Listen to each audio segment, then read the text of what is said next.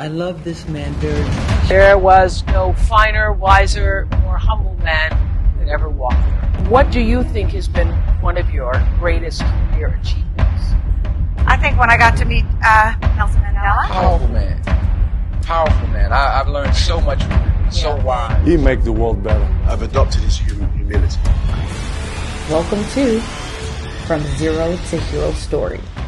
In this video, we will take a look at why Nelson Mandela is regarded as the celebrity. We will explore what celebrities have stated about Mandela and what we can learn from this fascinating man. Before we get into today's video, hit the subscribe button and leave a comment below saying I subscribed. We will do our best to reply to your comment. He's commanding. He has a most commanding presence without being lordly. He doesn't walk into a room as Nelson Mandela. He walks into a room as Madiba, as Nelson.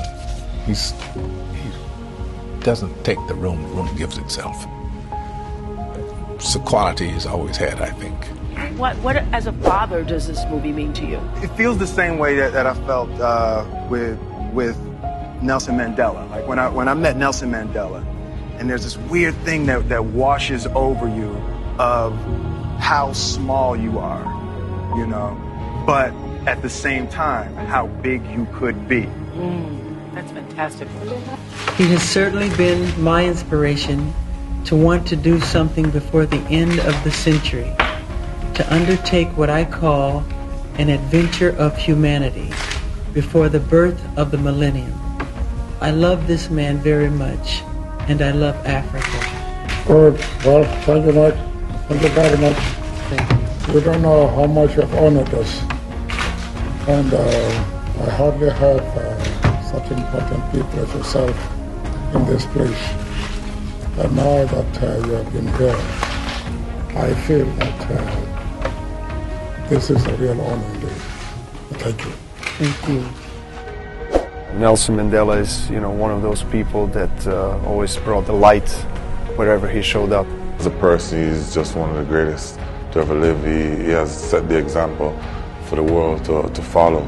He just was so incredibly smart and incredibly aware and incredibly there, and he knew everything. He makes the world better, and we should make the world better You too. think has been one of your greatest career achievements? I think when I got to meet Nelson Mandela, just to see him, and when he came up to the stage and he said, "I love you," and I went like, "I love you." That was pretty changing. I've adopted his humility. Wow. As much as I can. We went to Nelson Mandela's office. Is there a better human being alive? Powerful. Powerful man. Powerful man. I've learned so much from him. He's so wise and so Talk about strong. courage under fire. Inspired by Nelson Mandela because of his courage, because of his spirit. He's like our first black superhero.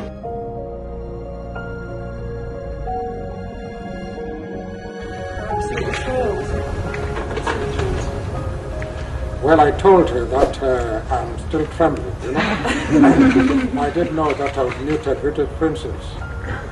I'm sure the principal here is with me.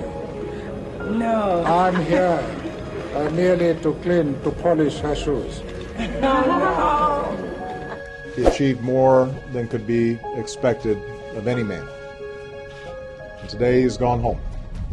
And we've lost one of the most influential, courageous, and profoundly good human beings that any of us will share time with on this earth. Also teach you about forgiveness. What he talked about, because I'm fascinated how he was able to go out of prison, and the first thing to go and have lunch with the widow of the man that put him behind bars for all these years. And as I asked him, I said, how could you do that? And he was just talking about it, how important it is not to think about revenge at that time, but to not think about your own pain that you experienced, but to think about the good of the whole country. And it became very clear to him that in order to heal the country, he had to go and show tolerance and inclusion and forgiveness. Oh my gosh, in terms of his example of largesse and forgiveness and magnanimity, I think, under such incredible sort of duress in his life, is a beacon of hope. I think he's one of the greatest men alive today. I think he's one of the greatest examples of peace and how peace is possible, even how forgiveness is possible, even in the most extreme circumstances.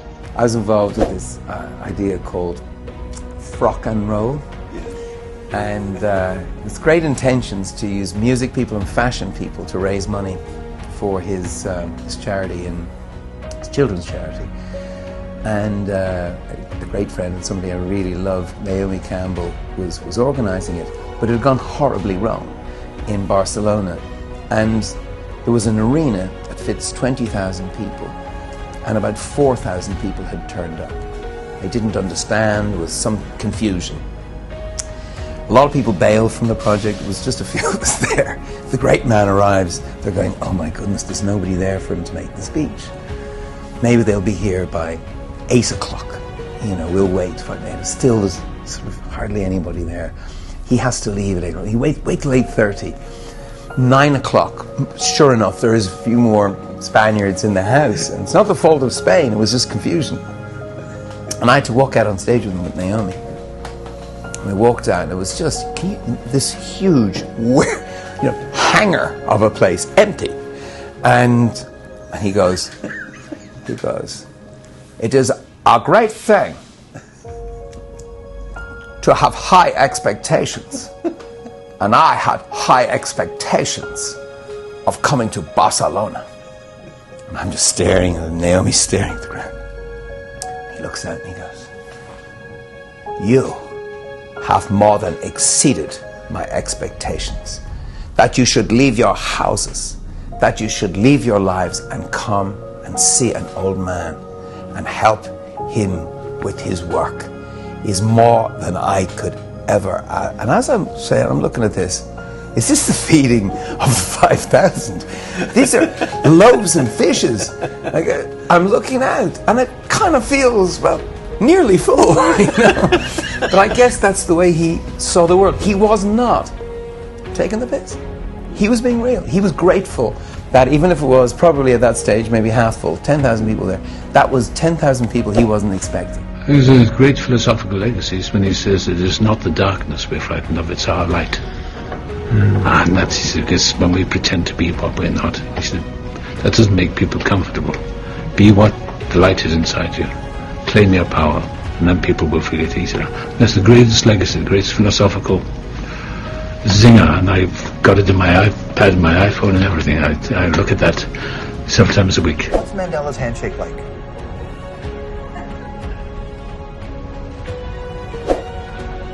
Yeah. Right? Serious business.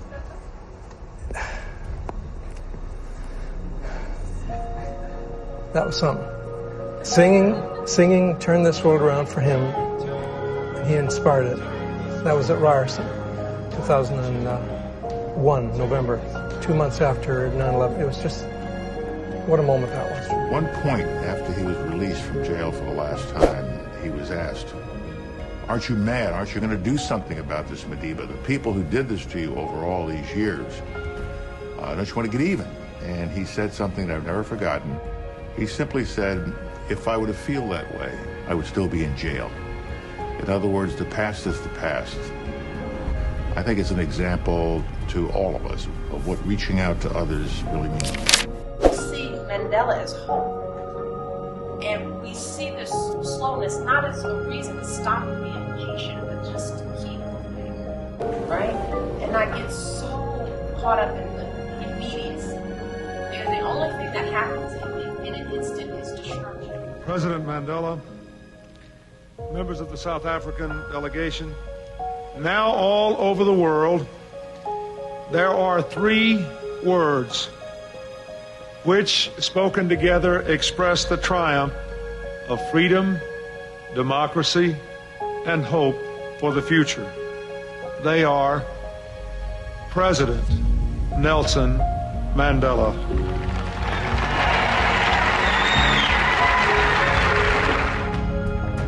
Hit the subscribe button and leave a comment below saying I subscribe.